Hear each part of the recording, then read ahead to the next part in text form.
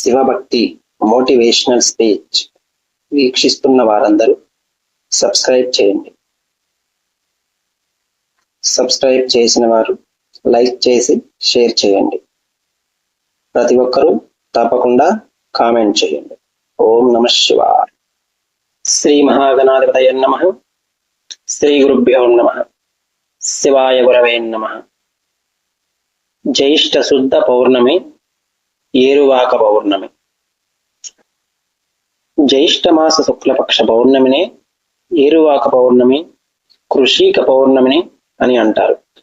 ఏరువాక పౌర్ణమి అనేక నామాలతో ఈ పండుగను, ఈ ఉత్సవాన్ని మనం నిర్వహించుకుంటున్నాం. ముఖ్యంగా వ్యవసాయదారులకు ఈ పండగ పెట్టింది పేరు. ఏరువాక అనగానే ప్రయాణం చేయడం అనే అర్థాన్ని మనకు స్ఫురిస్తాయి. ఏరు అంటే పంట పొలాలు, నాగలి అని అర్థం ఉంది. నాగలితో కృషిక క్రియకు ఉపక్రమించడం ఏరువాక అని అర్థం. అంటే దుక్కి దున్నడం అన్నమాట. ఈరోజు వ్యవసాయదారులు తమ సంరక్షణలో ఉండే జంతువులను అనగా వృషభాలను చక్కగా కడిగి కొమ్ములకు రంగులు వేసి అలంకరించి వాటితో పాటుగా నాగలిని ఒక భుజంపై పెట్టుకొని ఇతర వ్యవసాయ పనిముట్లను తీసుకొని వ్యవసాయ క్రియకి ఉపక్రమించడం ఈరోజు ఆరంభం చేస్తారు. కనుకే దీనిని ఏరువాక పౌర్ణమి, ఏరువాక పున్నమి అని అంటారు. ఈ ఏరువాక పున్నమికి సీతాయజ్ఞము అని పేరు పెట్టింది విష్ణు పురాణం. మంత్రయజ్ఞ పరావిప్రా అంటే బ్రాహ్మణులు మంత్రాదులు జపం చేయడంలో యజ్ఞం వలె ఆ దీక్షతో లక్ష్యంతో వ్యవహరిస్తారు. అలాగే కర్షకులు సీతాయజ్ఞము, సీత అంటే నాగలి, నాగలితో దుక్కి దున్నుతూ వ్యవసాయాన్ని ఆరంభించి పంటలు పండిస్తారు. ఇది వారికి యజ్ఞంతో సమానం అని వివరిస్తుంది విష్ణు పురాణం. విశ్వవ్యాపిత స్వరూపమంతా ఆకాశం. నిజానికి ఆకాశం అంటే శూన్యం. ఏమీ లేని ఆ శూన్యంలో నుంచి వెలుగుగా కనిపించే ఆ ప్రకాశంలో నుంచి వాయువు పుట్టింది. ఆ వాయువులో నుంచి అగ్నితత్వం పుట్టింది. ఆ అగ్నిలో నుంచే నీరు ప్రవహించింది. ఆ నీరు వర్ష రూపంలో ఈ భూమిపై పడిన సమయంలో అనేక ఓషధులు మొలకెత్తుతాయి. పాడి పంటలు సస్యశ్యామలంగా ప్రకృతి అంతా పులకరిస్తుంది. కనుకనే ఏదో ఒక రూపంలో ఈ మాసంలో అమ్మవారిని ప్రకృతిగానో అయ్యవారిని భూమిని అర్చించాలి. వ్యవసాయాధారిత పండుగలో ఇది ప్రధానమైనది. వైశాఖ మాసంలో బలరామ జయంతిని చెప్పుకుంటాం.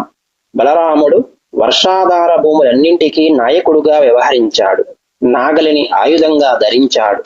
బలరామ క్షేత్రం అని మన ఆంధ్ర ప్రాంతానికి ఉన్న పేరు ఆయన నిజం చేశాడు. బలరాముడు కూడా ఈ పౌర్ణమిని ఆచరించినట్లుగా మనకు పురాణ కథలు చెప్తున్నాయి. ముఖ్యంగా ఈ ఏరువాక పౌర్ణమి నాడు స్త్రీలందరూ కూడా వటసావిత్రి వ్రతం అనే ఒక వ్రతాన్ని ఆచరించాలి. మర్రి చెట్టుకు చుట్టూ 5 సార్లు దారం చుట్టాలి. ప్రదక్షిణలు చేయాలి. పాలు పోయాలి.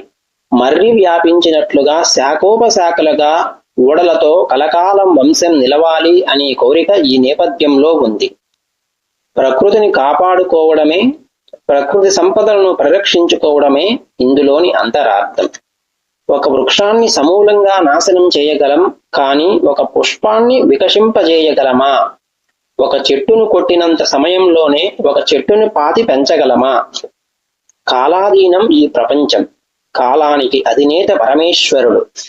ఆయన సంకల్పాన్ని అనుసరించే ఈ కాలాలు ఏర్పడ్డాయి. జ్యేష్ఠ మాసానికి శుక్రమాసము అని పేరు.